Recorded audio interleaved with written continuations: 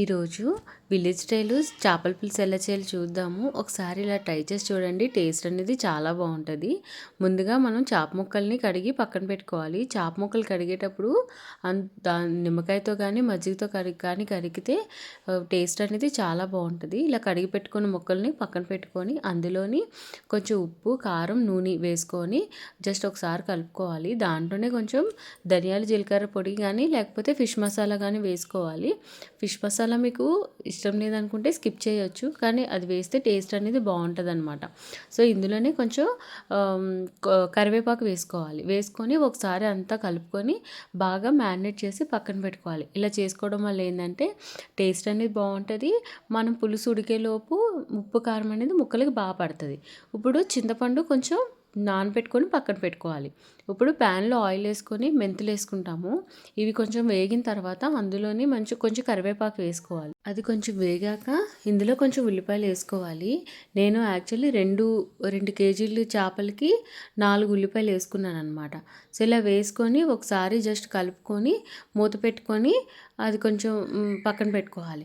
అది కొంచెం వేగిన తర్వాత దాంట్లోని కొంచెం అంటే మనము ఒక 5-6 పచ్చిమిర్చిని మధ్యలో ఘాటు పెట్టి వేసుకోవాలి. అంటే సన్నంగా తరిగితే బాగుండదండి. ఇలా ఘాట్లు పెట్టి పచ్చిమిర్చి వేసుకుంటే టేస్ట్ అనేది బాగుంటుంది. అంటే పులుసులో బాగా ఉడుకుతుంటే పచ్చిమిరపకాయ అనేది టేస్ట్ బాగుంటుంది. అలా వేసిన తర్వాత కొంచెం అది బాగా వేగుతాయి. వేగిన తర్వాత అందులో టమాటాలు కూడా వేసుకుంటాం. టమాటాలు కూడా వేసుకొని అవి కూడా ఒక 10 నిమిషాలు జస్ట్ ఒకసారి అలా కలుపుకొని మూత పెట్టుకొని 10 నిమిషాలు బాగా మగ్గించుకుంటాము. ఇలా మగ్గడం వల్ల ఏంటంటే కొంచెం మనకు వాటర్ అనేది బయటకు వస్తుంది, గ్రేవీలాగా బాగుంటుంది అనమాట. ఆ టమాటాలు వేగిన తర్వాత అందులో కొంచెం పసుపు వేసుకోవాలి.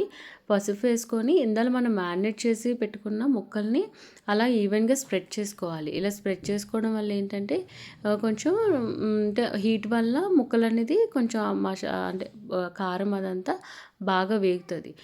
అది కొంచెం అలా వేగిన తర్వాత ఒక 10 నిమిషాలు ముక్క విరగకుండా జస్ట్ లైట్ కలుపుకోవాలన్నమాట. మొత్తం అంతా కలుపుకొని అది కొంచెం అయిన తర్వాత దాంట్లోకి చింతపండు పులుసు వేసుకుంటాం మనం. ఈ చింతపండు పులుసు వేసుకొని కొంచెం ఏంటంటే మంచిగా చిక్కగా వేసుకోండి. ఎందుకంటే మన నీళ్ళు వేసుకుంటే టేస్ట్ అనేది బాగోదు. కొంచెం అలా చిక్కగా వేసుకొని ఒకసారి ఇంకా గెంటు పెట్టకూడదు. ఇక్కడి నుంచి కొంచెం అలాగా తిప్పుకోవాలన్నమాట, ఇంకా గంటి పెట్టకుండా. సో అలాగ అయిన తర్వాత కొంచెం టీ గ్లాస్ అంత వాటర్ వేసుకొని ఒకసారి జస్ట్ అలా కలుపుకొని మూత పెట్టుకొని బాగా ఉడకపెట్టుకోండి. ఈలోగా ఏంటంటే అల్లము, వెల్లుల్లి పేస్ట్ చేసుకుందాము. అల్లాన్ని ఏంటంటే బాగా మెత్తగా పేస్ట్ చేసేసేయండి. చేసిన తర్వాత వెల్లుల్లి మాత్రం కొంచెం కచ్చపిచ్చగా దంచండి. టేస్ట్ అనేది బాగుంటుంది. ఒకసారి ఇలా ట్రై చేసి చూడండి. అంటే వెల్లుల్లి మరీ పేస్ట్ చేస్తే అంత బాగోదు, కానీ ఇలా చేస్తే ఏంటంటే వెల్లుల్లి కూడా పులుసులో ఉడికి మనం తినేటప్పుడు అక్కడక్కడ టేస్ట్ అనేది బాగా తగులుతుంది. సో తర్వాత ఇలా మూత తీసిన తర్వాత మనకి ఆయిల్ ఇలా పైకి వస్తుందండి.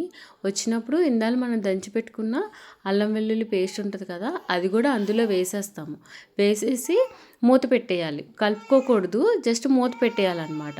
మూత పెట్టేసి అది బాగా ఉడికి ఇంకా అయిపోయిన తర్వాత లాస్ట్లోని కొంచెం ఇలా ఆయిల్ మొత్తం పైకి వచ్చేస్తుంది.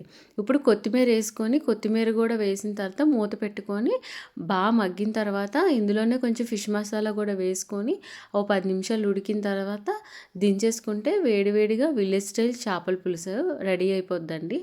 ఒకసారి ఇలా ట్రై చేసి చూడండి, మీకు చాలా బాగా నచ్చుతుంది. మీకు కానీ ఈ వీడియో నచ్చినట్టయితే లైక్ చేయండి, షేర్ చేయండి, సబ్స్క్రైబ్ చేసుకోండి.